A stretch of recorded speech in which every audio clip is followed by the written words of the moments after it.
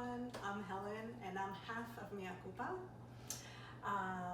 As everyone else, we have been isolated to our own homes and we haven't been able to cook together. I haven't been able to cook with my sister Billy. We haven't been able to do any fun Mea Culpa stuff. We haven't been able to go see my parents. So we decided to do something a little bit different, a little bit fun in the meanwhile. So in this video, you're just gonna see me, Helen, and I'll be preparing one of my favorite meals of all time. My family loves this meal too. It's called Youvetsi with chicken. And normally we prepared the recipe using chicken drumsticks and chicken thighs, but we don't have it in the house, so I'm using boneless, skinless chicken thighs, which are gonna work out just as great. You could also use beef if you want, or lamb, but we really prefer using chicken. And the recipe is on our website. And the first thing we're going to do is, this is the chicken thighs. We're going to squeeze 1 lemon all over it.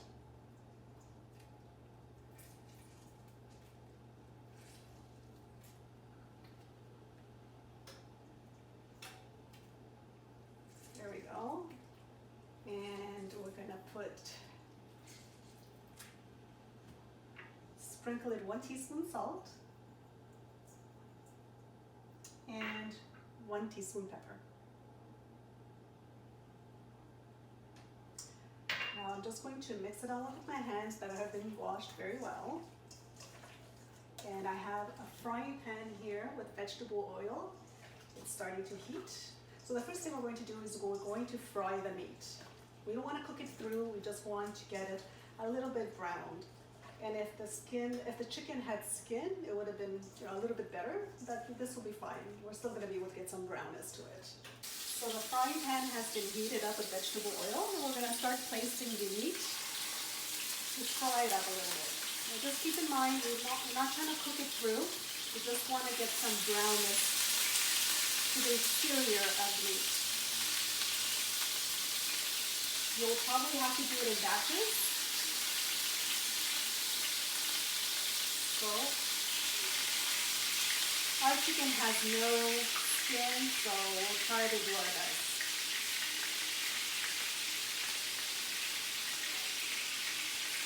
Youvetsi is such an uncomplicated recipe. It's unpretentious. It's so easy to do. It's for those who are not Greek. Youvetsi is basically a baked stew-like dish. It combines orzo, the protein of your choice, and it cooks in a tomato-based sauce. And it's super simple and really delicious. We hope you guys give it a try one day.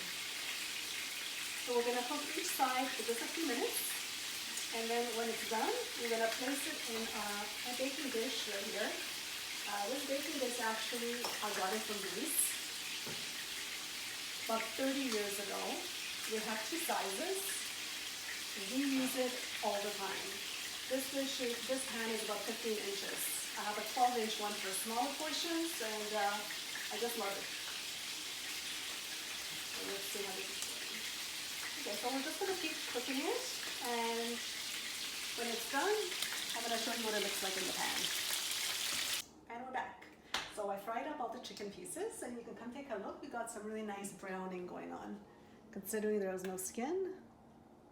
So what we're going to do now is we're going to add a 1/4 cup olive oil in the pan.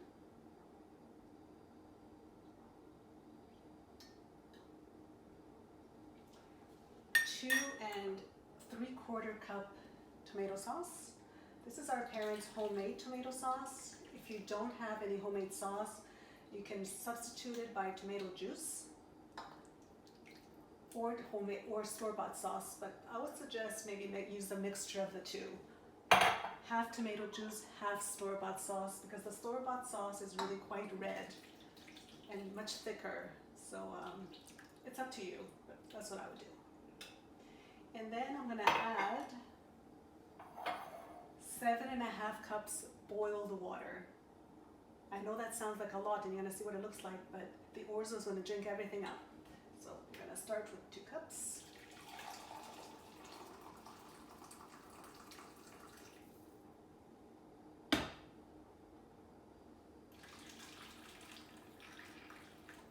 Okay, so all the liquid has been added to the baking pan, and as you can see, it is a lot of liquid, but once we put the orzo in about 45 minutes, we're gonna let this cook for about 45 minutes at 400 degrees.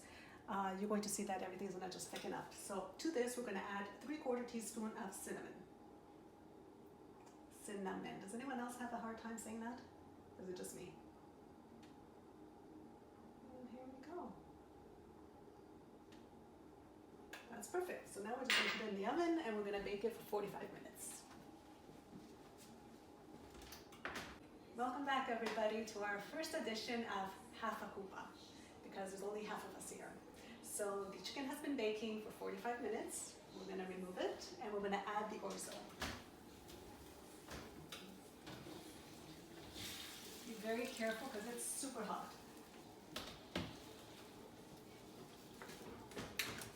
So to this baking dish, we're going to add 500 grams of orzo. You can easily half this recipe. You don't have to use all this chicken and all this orzo. So we're gonna put it in. So orzo is a wonderful little pasta. In this recipe, we actually cook the orzo and we serve it in the same sauce.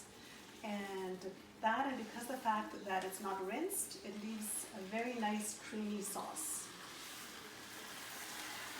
There we go. So we're going to just be careful and just stir it around. The downside of orzo is the fact that it clumps so easily. So we're going to bake this for 10 minutes. We're going to remove it after 10 minutes, stir it a little bit because it has a tendency to clump and it has a tendency to stick to the bottom of the pan. And we're going to do, we're going to keep taking it out of the oven for a total of 25 minutes just to stir it around. So back in the oven it goes for 10 minutes. Again, so the first 10 minutes have passed.